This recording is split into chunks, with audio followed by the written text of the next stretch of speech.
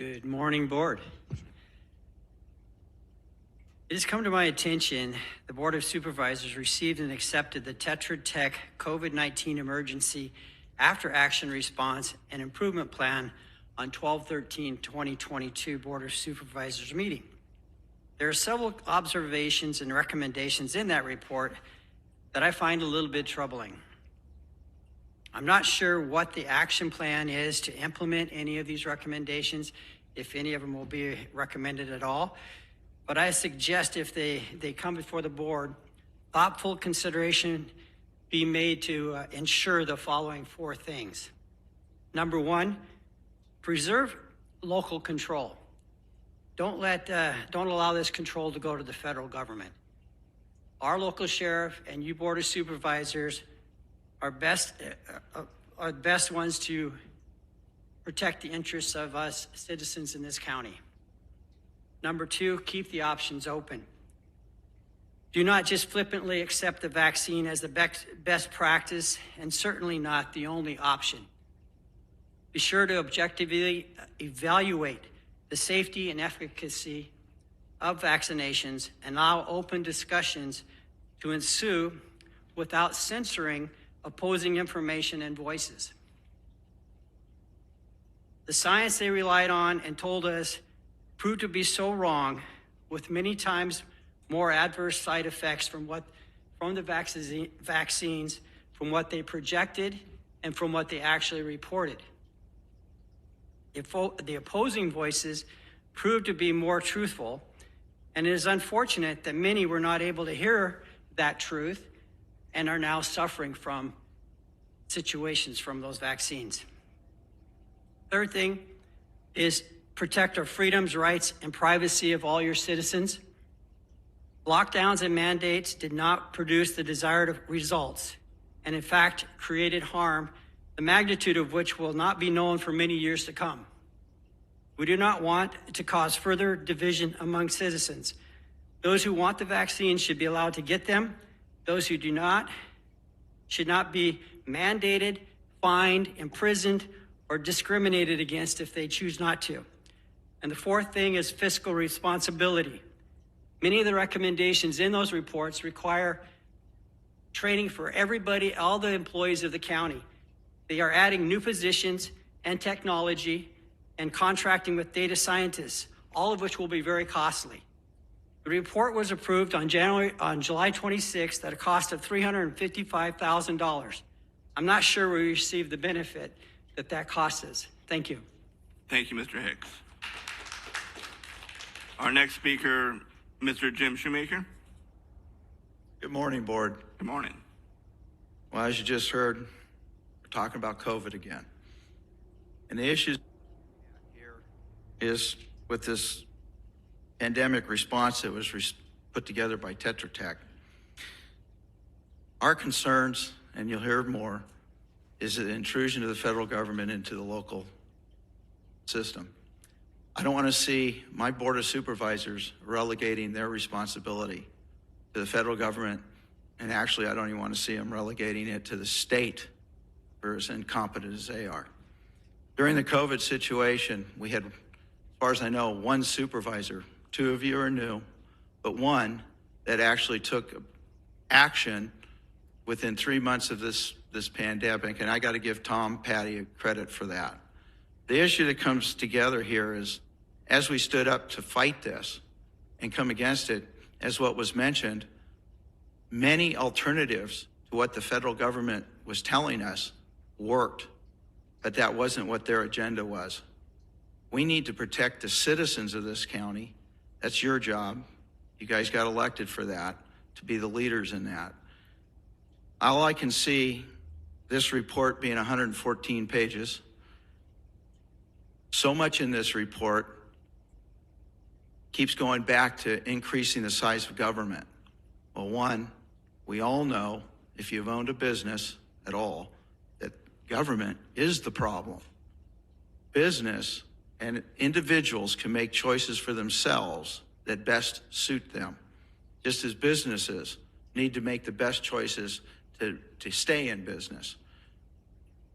Our government put so many businesses out of business and then tried to pay off everybody. And as we know, the corruption of the money and the trail of the money hasn't been followed either yet. But it is a nightmare. I do not want to see this county create another agency to sit here and oversee something that the federal government wants us to push. We already have the ability. We have a good sheriff. Our fire departments in each community all have mutual agreements. We can cover ourselves without any more intrusion of federal government or any of these agencies. And I want to thank each one of you. Thank you. All right, thank you, Mr. Shoemaker.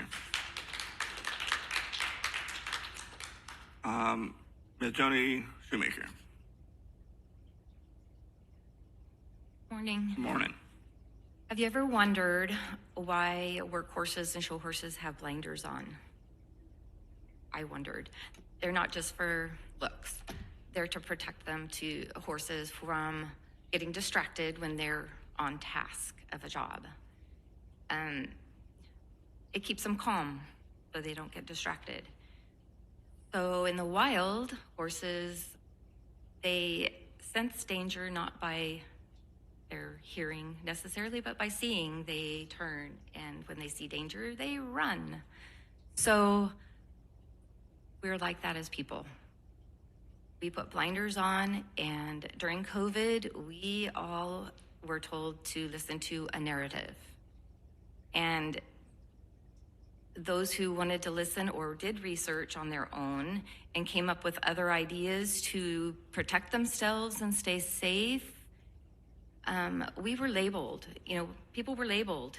And if you didn't go along with what that narrative was saying for people to do to stay safe.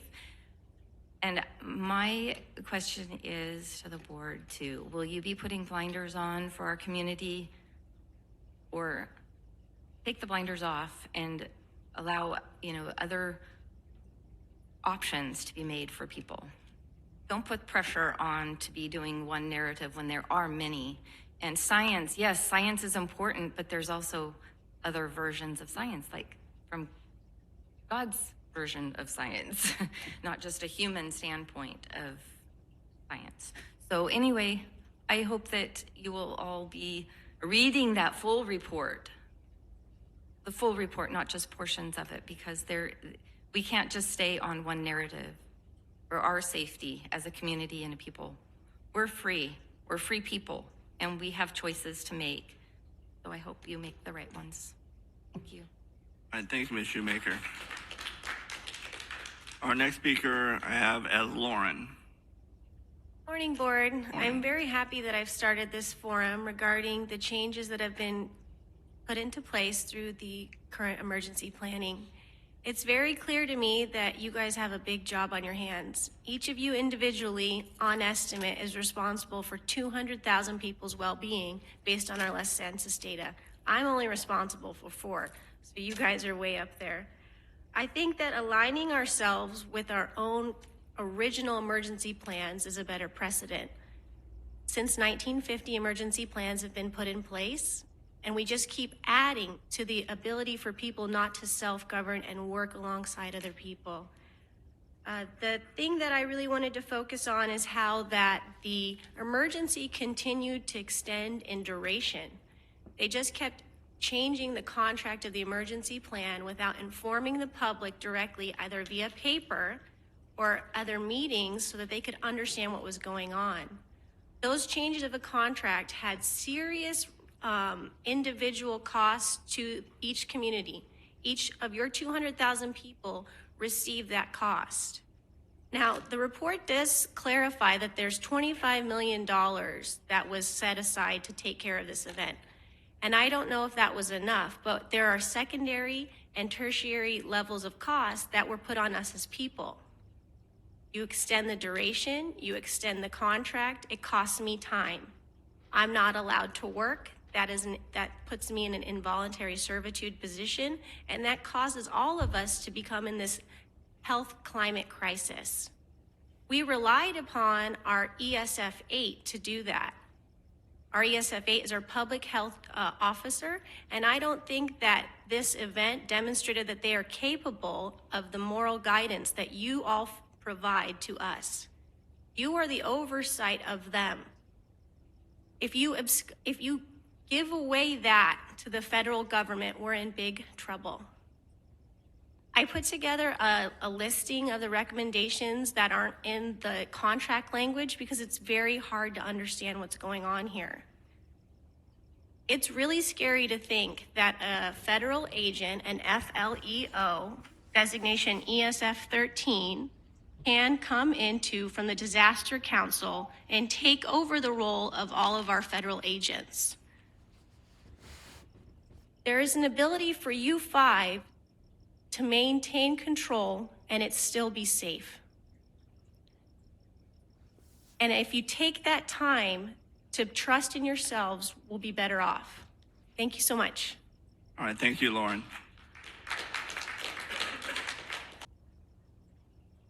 Next speaker is Marilyn Hammond. Good morning, Board. Morning. I'm representing many people who could not be here today for many honorable reasons.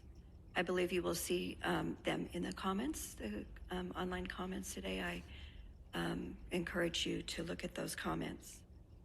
We are educating your constituents, and we're paying close attention as to how this board is governing our county. I want to start by thanking you for the way you stood in the past. For example, an injection passport that would have stifled our economy even further during the pandemic. We are frustrated that the U.S. and California governments, the media, and big corporations censor us and refuse two-way conversations regarding the dangers of this injections, while pharmaceutical companies are making billions of dollars on a continuous basis, using American citizens and their children as lab rats. Now we are seeing that through a new report by Tetra Tech, that plans have been adopted. To what extent, I don't know, but they are in process, if I understand it correctly. That have been nearly undercover. They were adopted at Christmas time without giving fair time for we the people to understand or give our input. How is it that you did not give the newly elected board members time to evaluate this report and weigh in? The stealthy adoption of this plan goes beyond censorship to silencing our voice. In the event of a health crisis, it appears that you will give away your sovereignty to your stakeholders, remove the power of the local sheriff, open the door for private entities to be hired with military capabilities for enforcement of alignment to federal government or remediation. Where do we go to voice our concerns now? First, we were to go to the state of California. Now must we travel to Washington? The public has not been given sufficient time to review, rebut, understand, or ask questions. I do not want a federal level enforcement officer having jurisdiction over me. I do not want to be tracked, fined, or sent to jail for not doing something that violates my personal health or my freedom of religion. I have proven through the course of this incident, is that my time up? I'm sorry, I lost my place. I have proven that I am able to take my own temperature and govern my own health. This report is filled with unsubstantiated analysis and is a violation of our Constitution on many levels. I humbly remind you that this board is one of lesser magistrates under our constitutional design. Not only is it your right to push back against unconstitutional, and I'm almost done, moral violations from anywhere, including state leadership, but it is your duty. Our prayers, our fervent prayers, go out to each and every one of you because we are fully aware Ms. Hammond, you need them. Thank you. Thank you. We have Melanie Knott. Good morning, Board of Supervisors. My name is Melanie Knott. I'm a resident of San Joaquin County. It's come to my attention that the San Joaquin County Board, not to include the two newly elected supervisors, Canna Bundin, had started The proposal for a COVID-19 pandemic response after action report improvement plan back in December of 2022, conducted by an outside third-party company, Tetra Tech. It's a lengthy report in which I haven't fully read through the analysis, findings, and recommendations. I'm concerned. I'm highly concerned. This grave matter appears to have been done in the cover of darkness, without any public knowledge, public comment, nor consideration by your constituents in San Joaquin County. I have so many questions and little time. Initially, I, like we all were told, 2 weeks to stop the spread. Don't sing in church, comply, or you may kill grandma. You're sick, have COVID, you just don't know it. You're asymptomatic, you're spreading it. Test, shove this swab up your nose. Shut up, mask up. Why can't you just comply to help us stop the spread and get back to normal? During this time, I was illegally walked off my job, harassed, and discriminated against, pending a religious exemption. I call that harm. As a Christian, I stood in faith on God's word, Psalm 91, where my God said he wouldn't let COVID or any plague touch me. My God's word is truth, and he was faithful to perform his word in my life. From March 2020 to the present, I was never sick. The COVID-19 pandemic response, draconian restrictions were created on lies and were harmful to me, my family, loved ones, and friends. What the devil meant to harm me, my God has surely turned it around for my good. I'll close with this. The little I've read of this report and plan appears to be a one-sided narrative regarding COVID-19 pandemic response with one-size-fits-all recommendation from the experts. A prognosis that needs a second, a third, a fourth, and maybe even a fifth opinion from experts. I oppose this COVID-19 response or plan or report, and I strongly urge you to make a resolution and or get this matter back on the agenda. Thank you very much. God bless you all. I'm praying for you. Thank you, Ms. Knott. Holly Moore. Good morning. It's time to clean the voter rolls. Who should logically have access to the rolls to add and subtract voters and fix problems, etc.? Obviously, the ROV, maybe the Secretary of State. Unfortunately, the DMV does. They can add people due to voter laws. There's a fourth group that will shock you. They are third-party voter roll managers. Who are these people? Usually they're nonprofits and NGOs. Why do nonprofits have access to our voter rolls? Would you have the Red Cross access to your voter rolls? No. So which nonprofits in San Joaquin County might have access to our voter rolls? For a start, let's take a look at the 5 nonprofits specifically invited to the logic and accuracy test of our voting machines on October 7th before the 2022 elections. They were the Chamber of Commerce, the League of Women Voters, the Asian Americans Advancing Justice, El Concilio, and the NAACP. Those are the nonprofits. I don't know if these specific nonprofits have access to our rolls, but which ones do have access to our rolls, either locally or at the state level? Voter rolls are meant to be secure. How do we know what those nonprofits are doing? Do they change information? Can they add and subtract voters? How much access do they have? Can they insert code in our rolls? Whoever sees these nonprofits, we can't just let them have access and hope they aren't doing bad things. As non-elected bodies, they have no accountability to the public. We need to find out who has access to our local rolls and hold them accountable. Every keystroke must be monitored. Why? Did you know that in a nursing home in Lodi, every resident who we found who was registered to vote had an incorrect birth date? Every one. Each one was off by just 1 year. That's not a coincidence. Someone had gone in and changed them. And why is this important? Because when Betty Jones, born in 1920, dies, the ROV receives a notice from the state that Betty Jones, born in 1920, died. But the problem is that Betty Jones on our voter rolls had a 1921 birth date, not 1920. Betty will therefore not be removed from the voter rolls because according to our inaccurate records, this is a different Betty Jones because of a differing birth date. This is crucial because now Betty can be used as a ghost voter. Her ballot will continue to be mailed to the nursing home where it can be harvested and filled out for years to come. This is the basis of voter fraud. One digit makes all the difference. The rolls must be pristine. That's impossible with vague nonprofits accessing our rolls. The only way to fix this is to require voter ID. Also, we need to restrict access to our rolls to only the ROV's office. Rolls must be maintained locally, so there's a chain of custody with a specific password linked to a specific person, so any illegal actions can be followed up on and that person held responsible and prosecuted for fraud. That's the only way the rolls will stay clean and the fraud will stop. Thank you. All right, thank you, Ms. Moore. Joe Ferrari. Good morning, gentlemen. I rise in opposition to the COVID-19 Tetra Tech Pandemic Response Report, especially its improvement plan, Section 8, or Section B.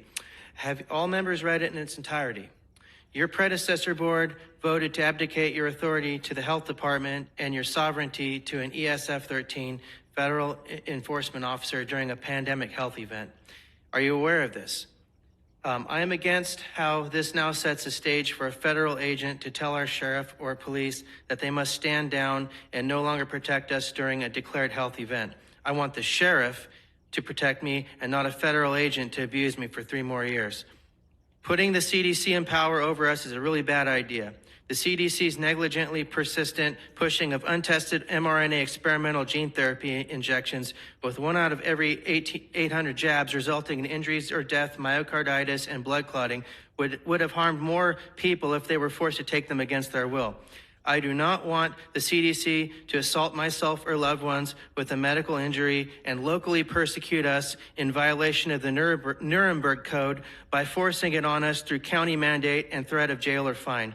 That very code was written to prevent a mass replay of a cruel, forced Dr. Joseph Mengele-esque Nazi science experiment on humans. Until now, conscientious objection was never a crime.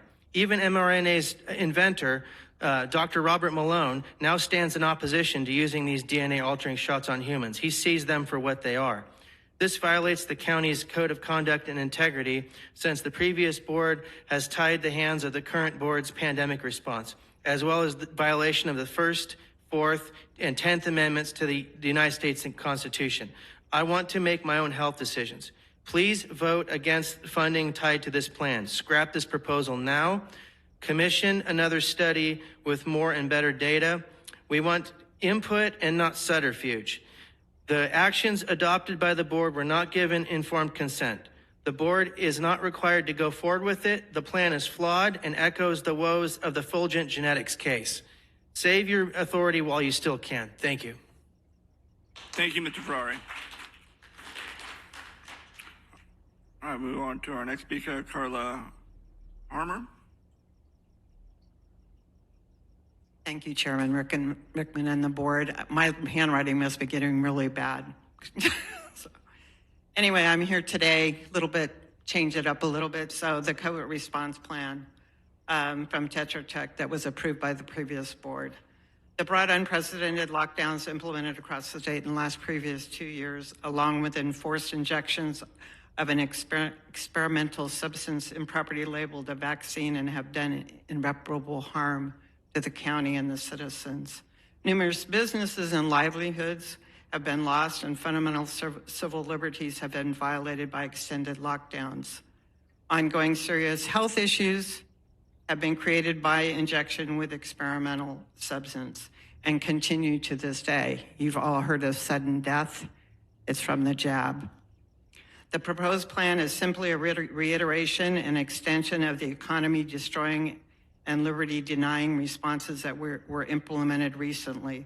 The methods proposed have been shown worldwide to be ineffective at controlling the spread of the pandemic. The falsely named vaccine has been shown to be ineffective in providing protection, preventing spread, nor improving outcome of the infection. It would place full control of any response in the hand of unelected officials. That means you don't have anything to say of what happens in this county. Neither will the sheriff.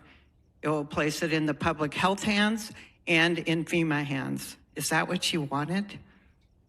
It would There is no public discussion of this proposal, nor opportunity to propose better alternatives. The citizens of San Joaquin deserve better. This plan should have never been approved and needs to be relooked at. Thank you. Thank you, Carla.